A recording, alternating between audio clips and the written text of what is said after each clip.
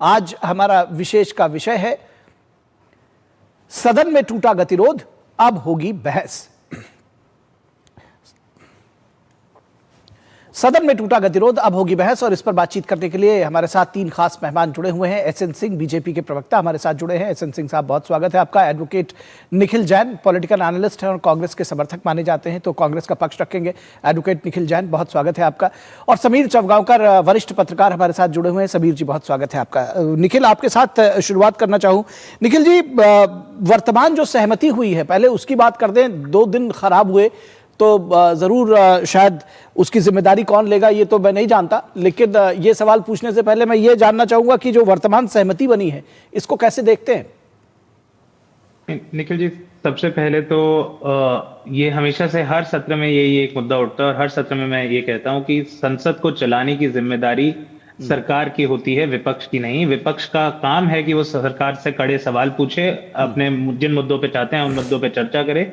पर सरकार हर बारी एक ऐसी टोन सेट करती है जहां से नजर आ जाता है कि सरकार मुद्दों पे बात नहीं करना चाहती। प्रधानमंत्री ने पहले शुरू होते ही, सत्र के शुरू होने से पहले क्या बोला कि ड्रामा वर्सेस डिलीवरी। विपक्ष के सांसदों को आप ड्रामेबाज बोलेंगे, फिर एक पेट डॉग का एक सांसद की गाड़ी में आ जाना और उसी गाड़ी में वापस चले जाना को इतना बड़ा मुद्दा भाजपा ने बना दिया, तो वहां से सरकार की एक नीयत समझ आती है। और छोटी सी एक मैं बात कहना चाहूंगा, क्योंकि संचार साथी आपकी बात हुई यहाँ पर। संचार साथी ऐप बहुत सारी उलूल जुलूल परमिशंस मांगता है जिनकी कोई जरूरत नहीं होनी चाहिए। वो मेरी कैमरा परमिशन मांगता है कि मैं फोटो ले सकते हैं संचार साथी ऐप, वीडियो ले सकता है, मेरे पूरे कॉल लॉग्स पढ़ सकता है, एसएमएस पढ़ सकता है, एमएमएस पढ़ सकता है, मेरे स्टोरेज कार्ड पे क्या डेटा स्टोर्ड है वो सब कुछ देख सकता है, जिसकी एक लॉस्ट एंड फाइंड वाली ऐप को कोई रिक्वायरमेंट नहीं होनी चाहिए। तो सरकार की सहमति कब तक रहेगी ये देखने वाली चीज है। सरकार और विपक्ष की सहमति कब तक रहेगी? तो इसमें तो खैर जहां तक संचार साथी ऐप का है, वो तो कह रहे हैं कि आप चाहिए तो मत इंस्टॉल करिए, तो वो तो आपके लिए खुला हुआ, मत करिए। जब आपने ऐप पहले से इंस्टॉल्ड आएगी, आपको क्या लगता है कितने और लोगों दूसरी को चीज, जहां तक मुझे लगता है, आप देखिए आपके मोबाइल फोन में बहुत सारे इंस्टॉल्ड ऐप्स पहले से आते हैं। मुझे नहीं मालूम कि इसको लेकर इतना हंगामा क्यों बरपा हुआ है। उससे पहले बहुत सारे ऐप्स जो इंस्टॉल्ड होते हैं या आप इंस्टॉल करते हैं तो उसको आप ऑलरेडी सहमति देते हैं, तभी उस पर आगे बढ़ते हैं। बहरहाल आज हमारा विशेष केवल इसी पर एक चर्चा करने की बात नहीं है, वो आपका एक पक्ष हो सकता है जाहिर तौर पर, लेकिन मुझे लगता है कि ये ठीक है, आपका अपना व्यू है उसको लेकर के, लेकिन ये भी उसके साथ साथ सच्चाई है कि आप चाहें तो उसको मत इंस्टॉल करें। देखिए, अगर सारे कितने हमारे जैसे माँ बाप हैं उनको तो ये सारी चीजें नहीं पता।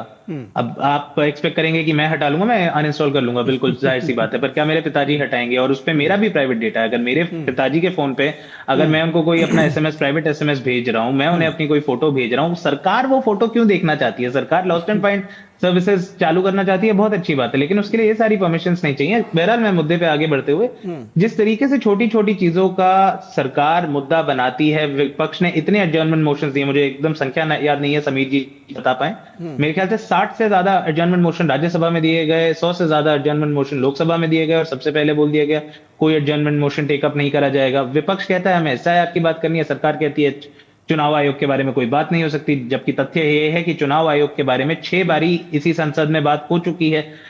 तो क्यों इस तरीके का हमें ये मनमुटाव देखने को मिलता है हर बारी? ये जिम्मेदारी मेरे हिसाब से सरकार की है। अच्छा, ठीक है।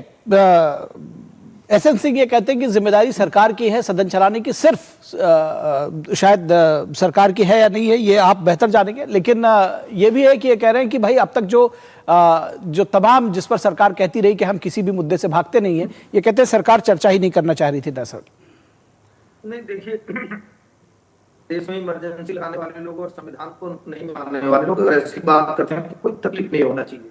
मैं 2 बातें कहूंगा। भाई आप बताइए, ऑपरेशन सिंदूर पर आप मांग कर रहे थे चर्चा पे, भागा कौन? ये सब लोग देखे होंगे। मणिपुर पे चर्चा की आपने, मांग किया, भागे कौन? राष्ट्रपति जी के अभिभाषण प्रस्ताव पर भागा कौन? मैं और चीजें आपसे कहूंगा। पहले दिन से सरकार इसी जिम्मेदार चैनल पर पूछना चाहता हूं, आप बताइए सरकार के कौन मंत्री या सरकार का कौन वरिष्ठ कहा कि हम चर्चा नहीं चाहते? चर्चा तो हम हमेशा चाहते हैं, चर्चा आप नहीं चाहते हैं, इसलिए प्रधानमंत्री जी ने कहा कि ये डिलीवरी की चीज है, यहाँ पे नाटक नौटंकी की चीज नहीं है कि आप आएंगे, शोर मचाएंगे और चले जाएंगे। आप चर्चा करिए ना साहब, चर्चा से तो कभी सरकार नहीं भागती है। कोई इमरजेंसी लगाने वाली सरकार थोड़े ना, ये चुनी हुई लोकतांत्रिक पारदर्शी ईमानदार जवाबदेह जनता की सरकार है जो हर विषयों पर चर्चा चाहती है। एसआईआर पे आप चर्चा की बात कर रहे थे, अभी मानसून सत्र में भी इस पे बात हुई कि एसआईआर पे चर्चा नहीं हो सकती, क्योंकि आप लोग भी जानते हैं, ये भी जानते हैं, ऐसा नहीं है कि ये नहीं जानते कि सुप्रीम कोर्ट में अगर कोई मैटर चल रहा है तो उस पर चर्चा संसद में नहीं हो सकती है। तीसरी बात, एसआईआर कौन करा रहा है? भारतीय जनता पार्टी नहीं करा रही है, एक संवैधानिक संस्था कर रही है, और उस संवैधानिक संस्था का कोई प्रतिनिधित्व करता संसद में नहीं बैठता है जो जवाब देगा। इस नाते एक रास्ता निकाला गया और सरकार ने कहा कि ठीक है, हम इस पे चर्चा के लिए तैयार है। हम क्यों गए? हम तो आप जब ऑपरेशन सिंदूर पे छोड़कर चले गए तब भी जब आदरणीय प्रधानमंत्री जी ने जवाब दिया, जब आप जो है मणिपुर पर छोड़कर संसद को चले गए तब भी हमारे गृह मंत्री और प्रधानमंत्री जी ने जवाब दिया।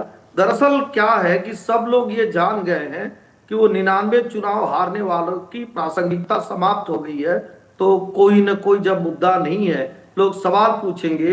विपक्ष के ही बहुत सारे दल बिहार चुनाव हारने के बाद कह रहे हैं कि एसआईआर मुद्दा नहीं रहा। और एक लास्ट इतनी सुंदर बात आपसे कहता हूं, भाई एसआईआर अगर मुद्दा था तो बिहार की जनता तो भारतीय जनता नहीं है क्या? उसको मानी नहीं। एसआईआर एक ऐसी न्यायिक प्रक्रिया है जो समय समय पर होती है। जो लोग वोटर नहीं होते कहाँ, जो दूसरे राज्यों में चले गए रहते हैं उनका भी नाम खट्टा, जो नहीं बताता है उनका नाम जुटता है। मुझे लगता है कि इस पे जो है सुप्रीम कोर्ट में बार बार सुप्रीम कोर्ट ने भी कहा कि 65 लाख में से अगर 65 भी मतदाता आपके पास हो तो आप दीजिए, होनी चाहिए। अब आते हैं, अब इन्होंने कहा एक ऐप के बारे में। मैं कह रहा हूं संसद में कोई कानून बन रहा है, सब आपकी तरह झूठ नहीं बोला जा रहा है। सीए से आप बताइए कितने लोगों की नागरिकता गई? यही विपक्ष है ना, सीए से नागरिकता की कहता था नागरिकता चली जाएगी। 3 तलाक से किन महिलाओं पर अत्याचार बढ़ गया आप बताइए? विपक्ष ने तो ये सवाल किया। 370 समाप्त हो रहा था तो आकाश ही नीचे आ रहा था, आकाश नीचे आया क्या? इसलिए करबद्ध प्रार्थना प्रधानमंत्री जी के द्वारा और सबके द्वारा किया जाता है कि दोनों की सामूहिक जिम्मेदारी, जितना सत्ता पक्ष की जिम्मेदारी उतनी विपक्ष की जिम्मेदारी है।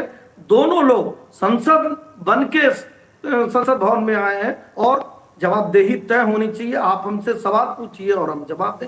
जब आपने सवाल पूछा और भारतीय जनता पार्टी बात करती, एक बार भी बताइए किस विषय पर चली गई? ठीक, समीर जी आप ये क्या देख रहे हैं इसको कि ये एक दरअसल जिसको कहते हैं कि राजनीतिक संस्कृति का हिस्सा बन गया है कि पहले गतिरोध, फिर बवाल और उसके बाद थोड़ी बातचीत और फिर उसके बाद जिसको कहते हैं कि राजनीतिक जीत हार के तौर पर उसको देखा जा रहा है और सदन फिर चलता है। कैसे इसको देख रहे हैं? देखिए, संसद का ये शीतकालीन सत्र वैसे भी बहुत छोटा है। अगर आप देखेंगे तो 1 दिसंबर से लेकर 19 दिसंबर तक का ये सत्र है और इस 19 दिनों में 15 बैठकें होने वाली है।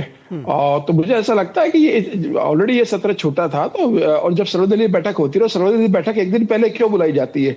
स्पीकर सर्वदलीय बैठक बुलाते हैं कि भाई सभी के साथ चर्चा हो, सबसे डिस्कशन होता है कि सत्र में क्या क्या आने वाला है, किस तरीके से होगा, आपस में प्रश्न पूछे जाए, विपक्ष को प्रश्न पूछा, विपक्ष प्रश्न पूछे, सरकार उसका जवाब देगी।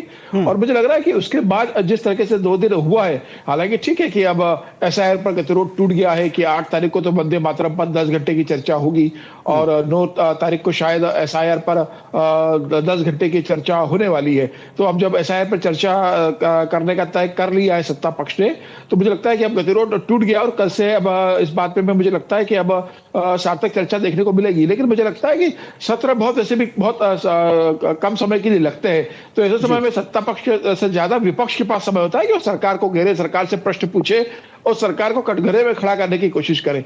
विपक्ष को एक हथियार के रूप में इस्तेमाल करना चाहिए। इससे विपक्ष अगर हो अल्लाह में गवा देगा, अगर वेल में जाके इसे हो अल्लाह करेगा और फिर सदन की कार्रवाई स्थगित हो जाएगी, तो इसमें नुकसान विपक्ष का ज्यादा है। लेकिन सरकार तो अपने बिल पास करा लेगी, सरकार के पास बहुमत है, सरकार को बिल पास कराने में दिक्कत नहीं आएगी। लेकिन विपक्ष जिस सत्र का इंतजार करता है कि वो सरकार को एक्सपोज करेगा, सरकार को तमाम चीजों पर जो सदन में सड़क पर जिस पर वो चर्चा कर रहा है उसको वो सदन में सरकार से प्रश्न पूछ सकता है। तो मुझे लगता है कि विपक्ष को भी सदन को चलने में सहयोग करना चाहिए। ठीक है, निखिल की इस बात से मैं सहमत हूं कि भाई सदन चलाने की बड़ी जिम्मेदारी सरकार के पास होती है, लेकिन वो सार्थक चले विपक्ष में जिम्मेदारी होती है। अगर विपक्ष सदन में जाकर वेल में हल्ला करेगा तो कैसे सदन चलेगा? मुझे लगता है कि ये विपक्ष को भी समझना चाहिए और आपको मौका मिलता है सरकार से प्रश्न पूछने का तो आप पूछिए ना। प्रश्न अवर वहां पर रहता है, 0 ओवर रहता है, तमाम चीजें रहती है। मुझे लगता है अब अविश्वास इतना ज्यादा बढ़ गया सत्ता पर विपक्ष में कि सदन चलना बहुत मुश्किल है। लेकिन मुझे लगता है कि आज जो बैठक हुई है स्पीकर के चैम्बर में और सदन चलने की जो सहमति बनी है कि कल से सदन चलेगा और 8 और 9 को चर्चा होगी, उम्मीद करते हैं कि सदन आगे चलेगा। निखिल जी कुछ कहना चाह रहे हैं? ठीक है सर, ठीक है सर, आपको पॉइंट आ गया। उम्मीद करते हैं कि सदन चलेगा आगे। आगे सार्थक बहस होगी। निखिल जी, आप अपनी बात रखिएगा, लेकिन एक बात और भी सामने आती है कि 2 दिन तक संसद को ठप रखने के बाद आखिरकार आप लोग वही सारी बातें मान गए। क्या इसको ये ना माना जाए कि राजनीतिक एजेंडा था जिसको आप लोग चला रहे थे, फाइनली करना वही था?